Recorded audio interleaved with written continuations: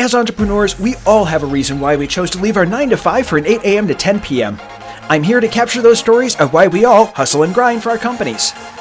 Tarra Stubbins has been a personal assistant for over 20 years, and her passion for helping others succeed has led her to create Take It Easy group of companies.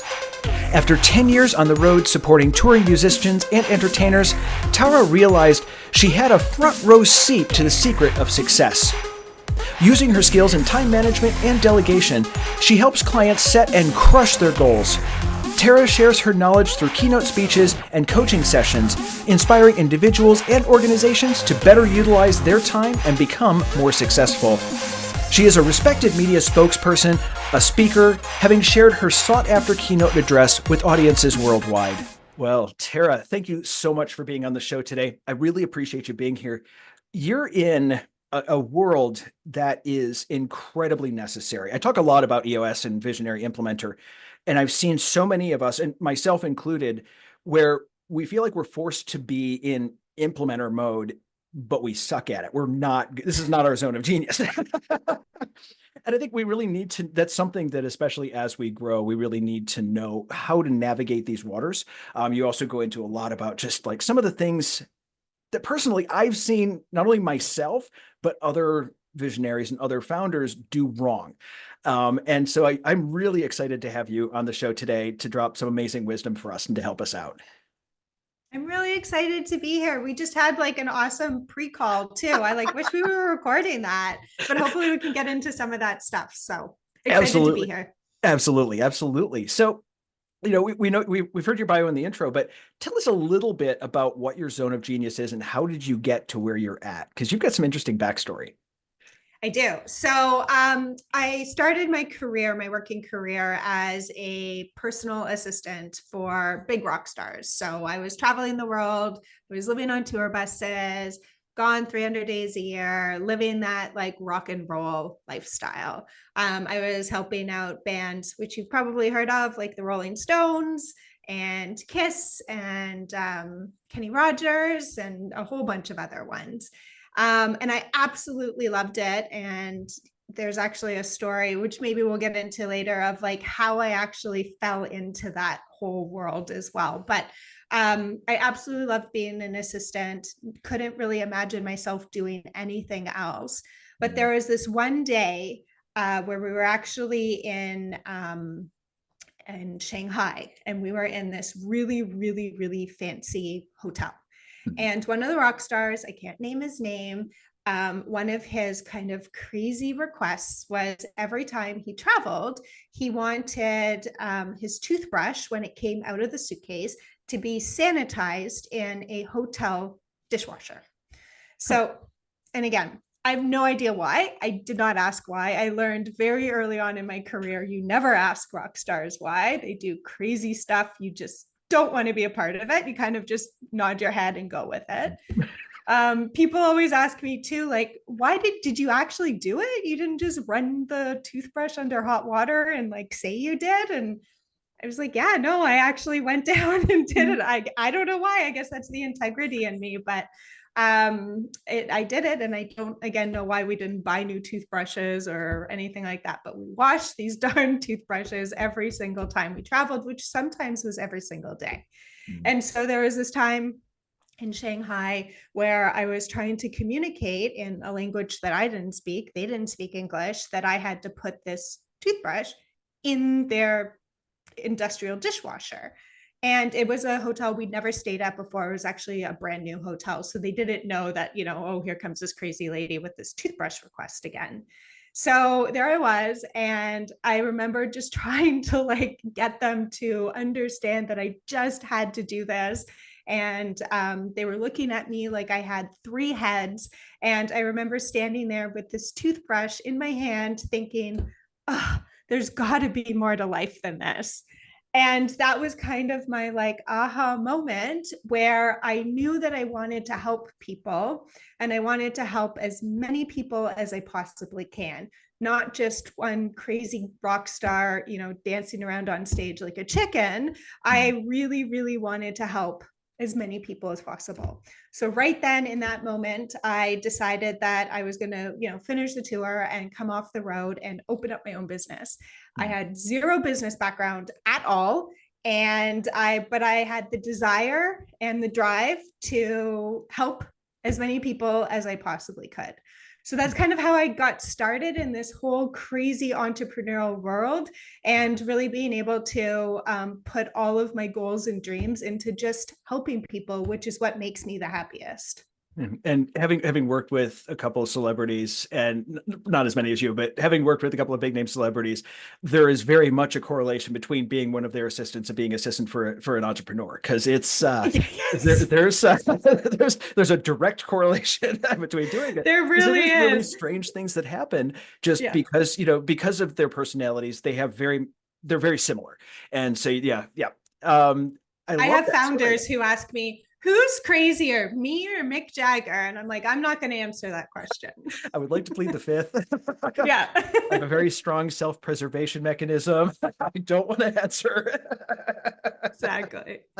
Although we probably all know what the answer is. But one of the things that you also say, you have a really personal message to share with entrepreneurs as well. And I think it ties into just being busy. I think yeah, go. What is your really personal and profound message to entrepreneurs?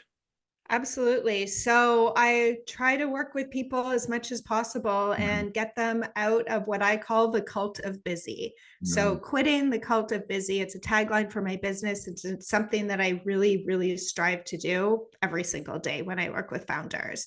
And I really believe that being busy, it's like an epidemic in this kind of modern society. We're adapt and we kind of pride ourselves on our self-worth of how busy we are and how many meetings we can squeeze into the day, and how early we can wake up and how late we can stay up, and what did you get done in your 16 hours you were working? Well, I got done this, so I'm better. But it really is, being an entrepreneur, you're going to be busy. I'm not in the mindset at all that, especially when we're building businesses, that there's a lot of rest time. There's a lot of work. It's extremely hard. It's extremely taxing. And I'm not going to say that you're only going to work 4 hours and, be successful. It's usually not the case. So yes, you're going to work hard. You're going to be extremely busy, but it's really concentrating on how busy are you, and are you the right type of busy? So are your days filled with the right tasks? I'm a huge believer in setting goals, and I always say that anybody in their life, I truly believe, can be the Beyonce, Taylor Swift, Drake of their own lives. Mhm. And it truly is setting goals, being extremely hyper focused on those goals, and spending your days focusing on what is actually moving the needle towards those goals. Mhm. So yes, quitting the cult of busy just to be busy, bad. Mhm. Busy moving your goals forward, excellent. And it's something that I've said before, and I'll say it again, is that as entrepreneurs, our version of work-life balance is very, very, very different than a 9 to 5, and just intrinsically has to be because of what we're doing.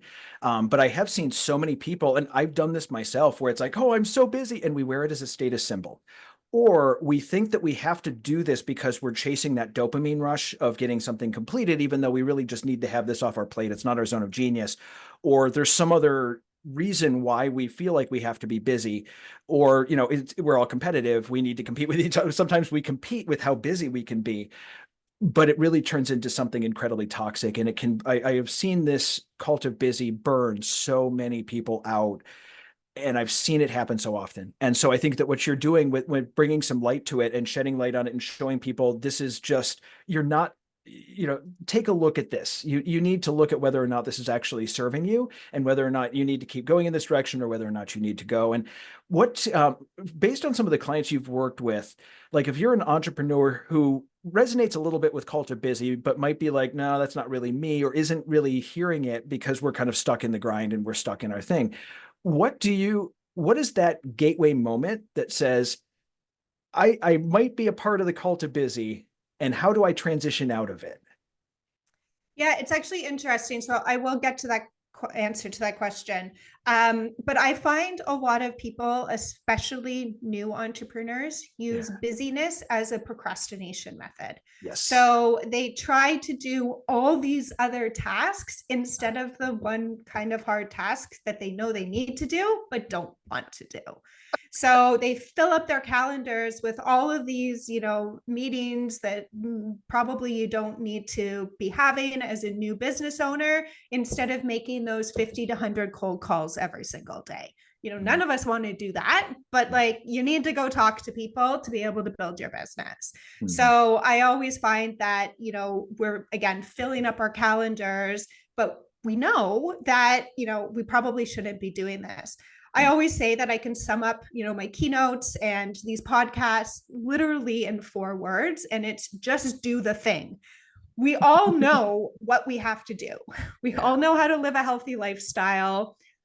We all know kind of the basics of running a business and setting up a business, but we procrastinate and we fill our days with all of these other tasks that aren't necessarily getting us to the end goal. It is not. So it's not all the time that I feel both judged and understood. Yes. At the same time. It's true. It is true. But yeah, so it's procrastinating I find is a tactic and how we kind of one of the reasons why we fill up our days with tasks that we really don't need to do. Mm-hmm. So, but yeah, entrepreneurs are definitely kind of stuck in that, like, I know I'm busy, but how do I get out of it? It's actually really interesting. So when I started my business, I worked for a leader of a very large nonprofit. And I was almost kind of full-time embedded in their company as I was trying to figure out what I wanted to do. And I remember looking at his calendar and seeing it was literally back to back to back to back to back.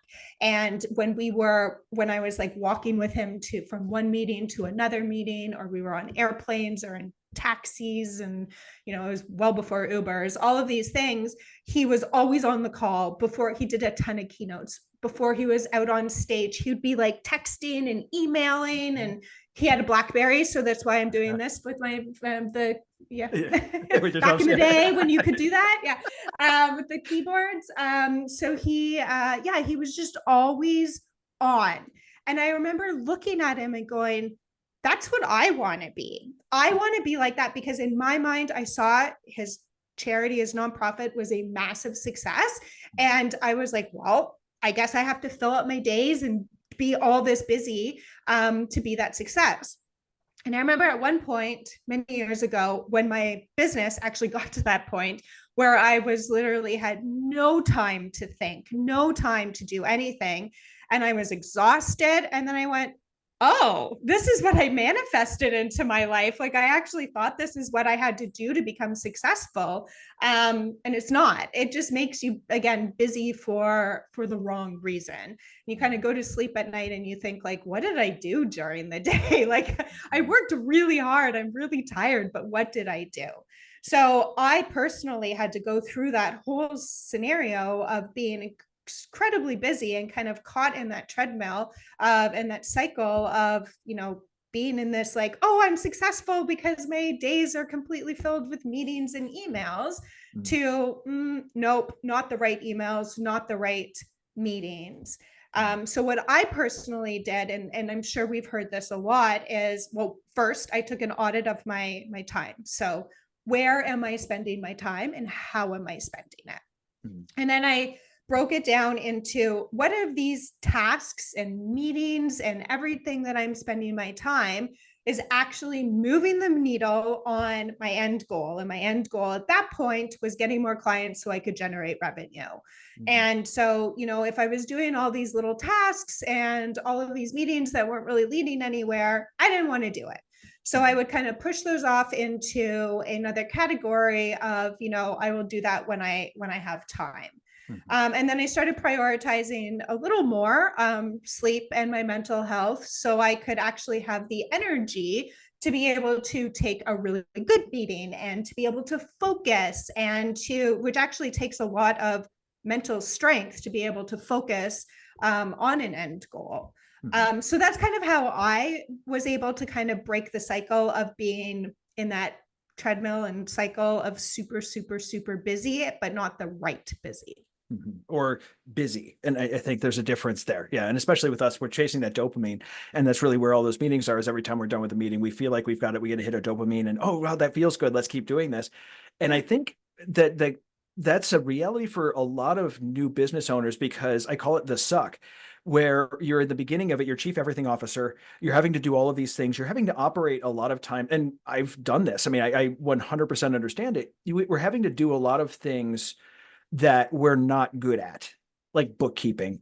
I hate Me too. bookkeeping. Me too. If you are a bookkeeper in this world, more power to you. You guys are superstars. I hate it. So we don't do it because that's not that dopamine fix. It's not something we can do. So there's a lot of different reasons. And I think we get stuck in that suck, and it can just suck the life out of us. And we have a lot of difficulty functioning beyond that. And I think that's why a lot of businesses fail. So you have a really important role in this process. And I absolutely give props to people who, the implementers of the world, who help us folks, who operate like a blender with its lid off, and just collectively help us keep ourselves together and keep us going in a direction. So that is an amazing feat. And I really appreciate folks like you who do stuff, who help us to be able to stay in our zone that we're good at, Absolutely. So now you talked a little bit about this, and it kind of alluded to it, but said, you said something about becoming the Beyonce of your own life. And what do you mean by that? Yeah, that's actually a great question. And it's something that I've, again, kind of dedicated my entire working career on. So I truly believe that anybody can set a goal and be kind of like the rock star of their own lives, or, as I said, the Beyonce or the Drake or the Taylor Swift, and actually achieve it. Now, of course, there's goals and, times in our life where, maybe you want to be an astronaut and you're 60 years old and you have never even been in a plane before. Okay, so maybe you're not going to be an astronaut, but maybe you can go work for SpaceX or something like that and actually get like close to your dream. So I'm not naive. I do understand that, there are dreams out there that are big and that we might not be able to accomplish just because of time. However, I truly believe that anybody can set a goal and actually create the life that they want to live and that is meaningful for them. So you and I are sitting here talking a lot about obviously building businesses and being super busy, but like the right busy and creating these like really cool companies. And for us, that's what drives us. But maybe somebody else is like, I don't want to be a business person. I want to be the best employee in a business. Or I want to be, the best person being a full-time employee and running a side hustle and have my side hustle make like this amount of money so I can, go on like massive vacations every year with my family or whatever it is. And that's what's going to drive me. And that's what's going to make me feel like a rock star of my own life. So I know that it doesn't necessarily mean that everyone has to be up on stage and giving those keynotes and people knowing your name and people knowing your business and millions of followers on Instagram. That doesn't necessarily mean you're a rock star, but being able to live a life that you truly have created for yourself and you're really, really happy about, that is becoming the Beyonce, Taylor Swift, Drake of your own life. I've heard it referred to as lifestyle by design, where we have a reason why we do it. We design that lifestyle, we build our lives around it. And I think, something that we hear, that's one of the shiny objects in being an entrepreneur, that, hey, I can go out and go on vacation wherever I want. I can work from wherever I want. I'm totally free. I think as entrepreneurs, we have a different level of freedom, meaning that no matter what happens or how many times we're kicked in the gut, we know that we have the ability to make it go right. And there's a level of freedom to that. So I think it's a little different, but I always laugh at that statement too, because like as true entrepreneurs, do you ever go on vacation? Like, I don't think I ever have. This is just a word I've heard. I had somebody tell me there was something like in the beginning of this month called a holiday. A holiday? I'm not sure what those are. I haven't had one of those in a No. long time. But it's also, that's why, that's why I brought up earlier that there is a big difference between our version of work-life balance, whereas our work is incorporated in our life as long as we are doing, the Sean Whalen Core 4, as long as we're managing each aspect of that life and managing Yeah. expectations and managing our duties, in family and whatever that happens to be. It just looks different to us.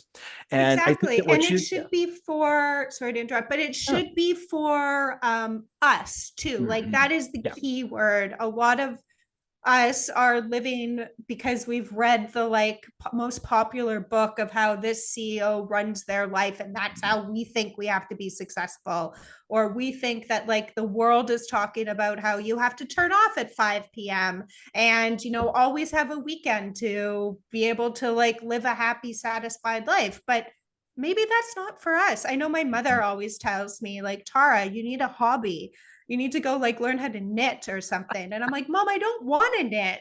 Like Uh-huh. I Uh-huh. want to build businesses. I want to help other people achieve their goals. Like that's what drives me and that's what gets me up in the morning, not knitting, Yes. So Mhm. but if you are the type of person who wants to have that freedom and time to knit, then please go ahead and do that. Don't try to follow the next craze or what everybody else in society is trying to tell you to do. Exactly. Exactly. So now, as an entrepreneur, and for the entrepreneurs that are in that cult of busy and are having difficulty with time management, because it's really just a time management issue, what are some techniques that you can show these entrepreneurs to say, okay, I know you've identified there's a problem. You probably identified you're in the cult of busy. Yes, you seem like you're doing a lot of work, but you're really not doing a whole lot of work. What are some of those time management techniques, and how can we get out of that really myopic view of where we're at into being better at time management and actually knowing what is important, urgent versus important? There's a difference. Yeah, for Yeah. sure. Yeah. So as I mentioned before, the best way to start is doing a time audit. So the way I like to do it, and it seems a little counterintuitive because it takes time to do a time audit, Mm-hmm. but I like to take 2 weeks and do it because you really get a great cross section of like what you do on a daily basis, Mm-hmm. and literally write down or record somehow what you're doing every single 30 minutes of the day. And even if you want to get even more granular, you can do, I've seen it done very successfully at 15 minutes. Now, I don't want you to be sleeping and wake up every 30 minutes and go sleeping, because obviously that is not helpful. But, you can wake up and say, okay, I've slept from, 9 p.m. to 4 a.m. or whatever your sleep cycle is. But then like write down how much time it takes you in the morning to get up and get ready, brushing teeth and having a shower and feeding the kids and walking the dog or exercise, like whatever it is. And then when you sit down at your computer, what do you do? Do you get lost in the abyss of your inbox first thing in the morning? Do you go right into a hard focus task, which a lot of people like to do, eat the frog? Do you, or fear first moment, I've heard it called. Like how are you spending your days? Are you constantly running late in meetings and then feeling pressured and stressed to jump on the next meeting? So yeah, like what are you doing? And then actually take a really good look in and figure and break it down into categories. So, I am spending 92% of my day in meetings. Okay, well, maybe that isn't as productive. Well, if you're a salesperson, then maybe that's really great. But if you're, fully running a business, maybe you need to figure out a way to have focus time too. Or maybe you notice that your morning routine is actually taking 3 hours and, you're wasting like your good productive time when you feel the most productive. So to really take a good look. And then also take a look at the tasks you're doing in that time. So, are you doing bookkeeping? Are you cleaning your home? Are you, there's so many things like little tasks that maybe you can delegate. Now, I understand that a lot of us in the beginning don't have the resources to delegate everything. But if you're a business owner and wanting to start a successful business, I truly believe that you need to find the resources to delegate some things. You can never do everything on your own. You can only get to a certain point before you just are going to collapse. So what are you going to delegate? Are they going to be, and those should be the tasks that you personally can't generate the most ROI from. So bookkeeping, that takes me forever because I hate doing it. So I procrastinated on it. And like 6 months later, I'm like, oh, I guess I still have to do this. Whatever it is for you. If you love bookkeeping, great, go ahead, do it. And then figure out then, I then like to say, okay, now you've delegated some tasks, so you have some free time. Okay, what's your big goal? What's your rock? What's your whatever system you're using? And now what tasks or meetings or events are you going to add into your calendar that is actually going to move the needle on a day-to-day basis towards achieving that goal? And you, as the CEO, founder of big companies, small companies, should not be spending your time on things that do not move that goal.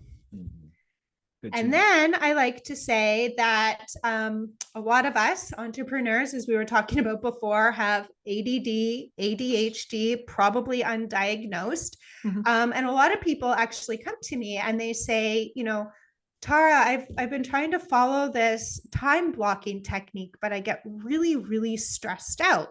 And it's true, because people will time block their days from the morning they wake up to the exact time that moment they wake up to the exact time they go to sleep.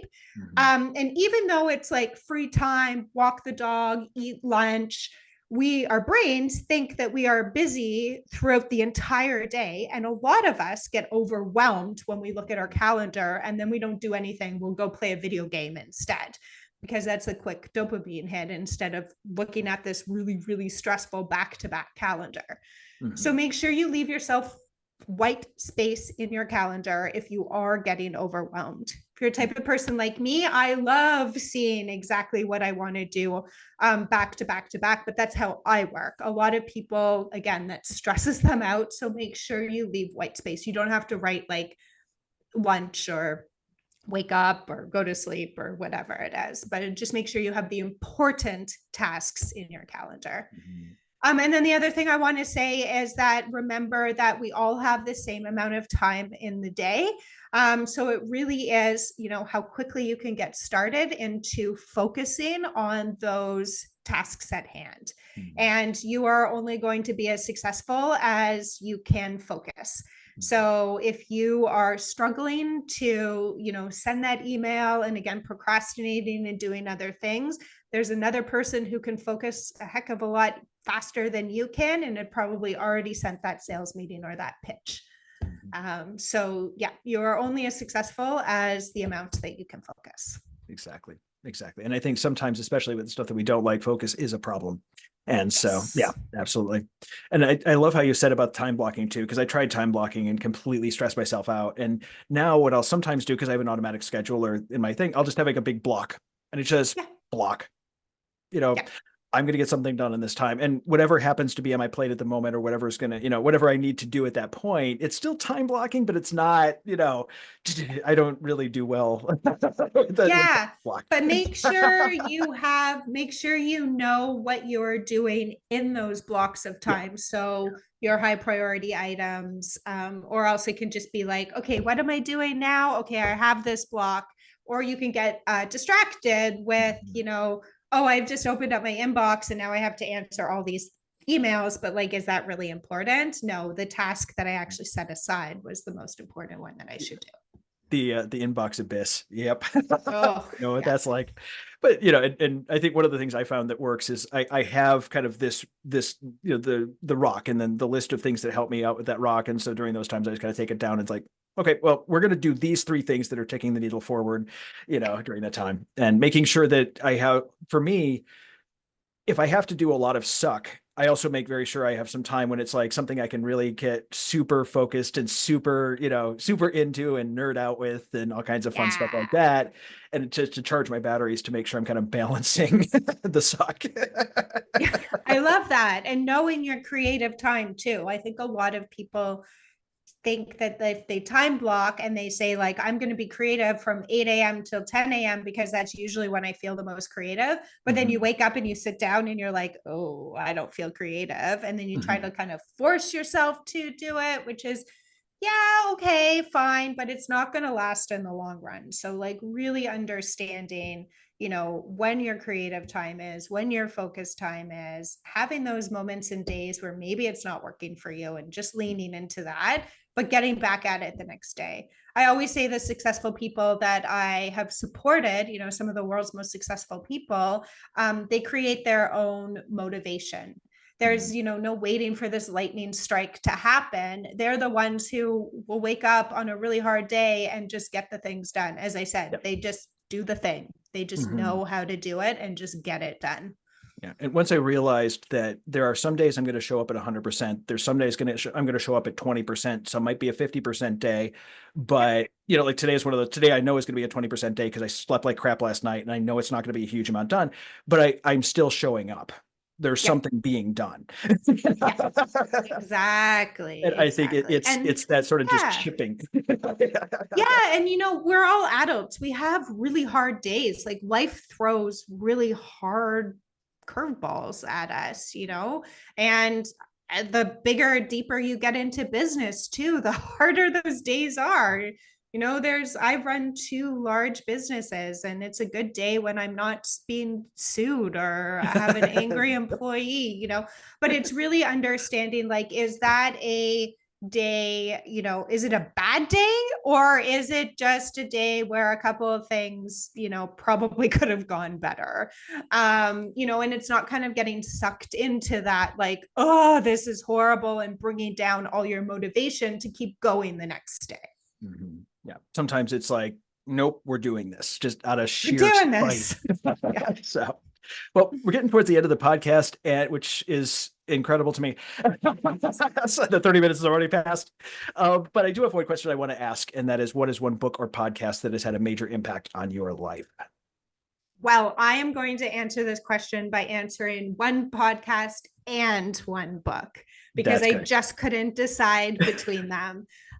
So actually, when I first started my business with no business background at all, I Googled, as everybody does, how to run a successful business.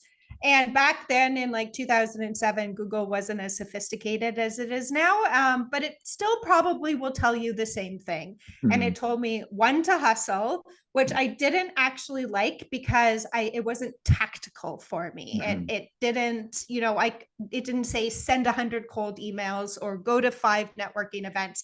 I just couldn't figure out what hustle was at that time. And the second thing, though, it told me was to network, which is something that I absolutely still believe in today. I think we are only as strong as our network. And one of my favorite books is Never Eat Alone by Keith, I think it's Farazi, who I read that book, and it's a dated book, but I read it over and over again because I really, really, truly believe that we are never as good as we're only as good as our network. Yeah. So that's number one. Number two, my favorite podcast is The Mindset Mentor, which it comes out 4 days a week. It's a quick 20-minute, Rob talking to the audience. And I just absolutely love it and resonated with every single episode that he puts out. Absolutely. Well, Tarra, thank you so much for giving us a huge amount of value today. I really appreciate you being on the podcast. Thanks so much for having me. Anytime. Thanks again for joining us on the Hustle and Grind podcast. If you'd like to learn more about Tarra, check out the link in the description.